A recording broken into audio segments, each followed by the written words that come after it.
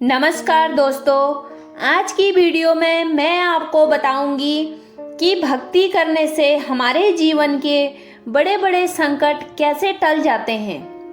अगर आज आपने यह वीडियो देख ली तो आपके मन को बहुत संतुष्टि मिलेगी और भाग्य को, भगवान को कभी भी दोष नहीं दोगे। यह सवाल सभी के मन में होता है कि हम भगवान की इतनी भक्ति करते हैं, इतनी पूजा करते हैं, तो भगवान हम ही को क्यों दुख देता है और हम ही क्यों दुखी रहते हैं। जो कभी घर में दिया तक नहीं जलाते वह लोग कैसे सुखी रहते हैं और हम इतने दुखी क्यों। हम भक्ति क्यों करते हैं, हमें भक्ति करने से क्या लाभ मिलता है। तो दोस्तों, भगवान की शरण में जाने से हमारे जीवन में आने वाला बड़ा से बड़ा संकट छोटे से दुख में आसानी से टल जाता है। एक समय की बात है, एक गुरु के दो शिष्य थे। एक शिष्य वैश्या के घर जाता था और गंदे आचरण करता था, बुरे काम करता था, उसके अंदर सारे बुरे भाव थे। और दूसरा शिष्य सत्संग में जाकर कथा सुनता था और भक्ति में लीन रहता था, दीन दुखियों की मदद करता था। एक दिन सत्संग करने वाला शिष्य कहीं से आ रहा था और रास्ते में उसके पाँव में एक बड़ी लंबी कील घुस गई। वह कील पैर के आर पार हो गई और पूरे पैर की हड्डी फट चुकी थी। और दूसरा शिष्य जो वैश्या के घर जाता था, मुजरा देखकर लौट रहा था, जो गलत संगति में था, उसे रास्ते में सोने से भरी थैली मिल गई और वह बहुत खुश हुआ। दोनों शिष्य गुरुजी के पास आए और सत्संगी शिष्य ने बताया कि गुरुजी, पाँव में कील घुस गई है, बड़ा दर्द है, चला नहीं जा रहा। यह बताते हुए बहुत रो रहा था।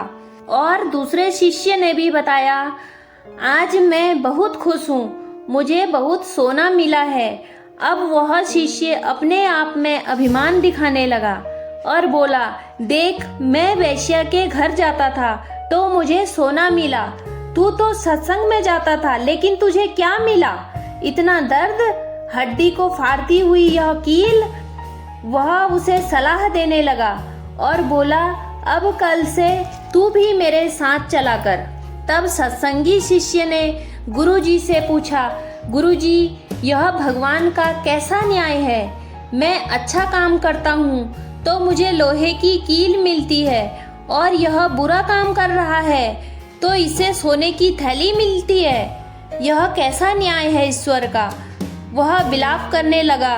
उसकी बात सुनकर तब गुरुजी ने कहा, बेटा, तू वर्तमान को देख रहा है लेकिन तू भविष्य और भूतकाल को नहीं देख सकता।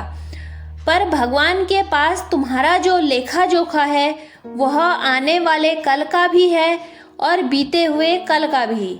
अपने दुखी शिष्य को गुरुजी समझाते हैं, उनके दूसरे शिष्य को सोने से भरी हुई थैली क्यों मिल गई। जानते हो, आज के दिन उसे राजा बनना था। वह इतना पुण्य आत्मा था पिछले जन्म में कि उसे आज के दिन राजा बनना था, पर इस जन्म में उसने गलत संगति और गलत काम किया तो उसका पुण्य कम हो गया और बचे हुए पुण्य से जरा सा सोना मिल गया। उसे तो खजाना मिलने वाला था और तेरे किसी जन्म के पाप के कारण आज तेरा जीवन समाप्त होने वाला था। मतलब आज तेरी मृत्यु लिखी हुई थी, पर तूने सत्संग किया, अच्छे काम किए और दीन दुखियों के दर्द को अपना समझा, इसलिए तेरी मृत्यु को भगवान ने एक लोहे की कील में बदल दिया। तो दोस्तों, हमारे जीवन में न जाने कितने कष्ट होते हैं, लेकिन हमारे कुछ पुण्य से वह सारे कष्ट थोड़े में बदल जाते हैं। एक बार एक संत जी थे, उनके सामने एक पाप खड़ा हो गया और बोला, महाराज जी, मैं पाप हूँ। संत जी बोले, किसका पाप है। तो पाप बोला, तुम्हारा। तुमने जो पाप किया है इस जन्म में और पिछले जन्म में, मैं वही पाप हूँ। और अब मैं तुम्हारे ऊपर सवार होने आया हूँ। संत जी बोले, कितने दिन के लिए आया है? पाप बोला, 12 साल। 12 साल तक मैं तुम्हें कष्ट दूंगा, तुम्हें रोगों से ग्रसित करूंगा। तुमने जो पाप किया है वह तुम्हें भोगना है। संत जी बोले, तू यहीं बैठ, मैं अभी अपने भगवान से बात करके आता हूँ। संत जी ने भगवान से कहा, प्रभु सुना आपने, पाप आया है, क्या करूं? भगवान ने कहा, पाप किया है तो भोगना भी पड़ेगा। पितामह भीष्म को भी बाणों की सैया में लेटना पड़ा था और तुम्हें भी भोगना पड़ेगा। संत जी भगवान को रिझाने लगे, मनाने लगे कि हमने आपकी इतनी भक्ति की है, इतनी माला जपी है, तो सब किस काम का? अगर इतनी भक्ति के बाद भी पाप भोगना पड़ेगा तो ये भक्ति सब किस काम की? संत जी कहते हैं, अगर पाप के कारण हमारा शरीर कमजोर पड़ गया तो आपकी सेवा नहीं हो पाएगी। कौन आपको स्नान कराएगा और कौन आपके लिए भोग बनाएगा?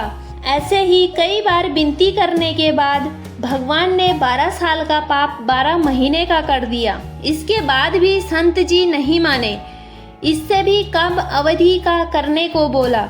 भगवान ने संत जी की बात मानकर 12 साल का पाप 12 दिन का कर दिया।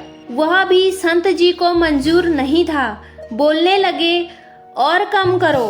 फिर भगवान ने 12 घंटे पाप कम कर दिया, लेकिन संत जी नहीं माने। फिर भगवान ने 12 साल के पाप को 12 मिनट का कर दिया और संत जी पाप भोगने के लिए तैयार हो गए। तो दोस्तों, हम लोगों को अपना तो पता होता है कि हमने भगवान के लिए क्या किया है और क्या कर रहे हैं। कितनी बार मंदिर गए, कितनी बार पूजा करी है, कितनी बार भोग लगाया है, वह सब कुछ हम गिनती में होता है। लेकिन भगवान जो आपके लिए करते हैं, हम सबके लिए करते हैं, वह कोई नहीं जानता। तो दोस्तों, जब भगवान कृपा करते हैं तो गूंगा भी बोलने लगता है। अगर आपको मेरी इस वीडियो से थोड़ा भी ज्ञान मिला हो, थोड़ा भी संतुष्टि मिली हो, तो चैनल को लाइक, शेयर और सब्सक्राइब करके जरूर जाएं। धन्यवाद।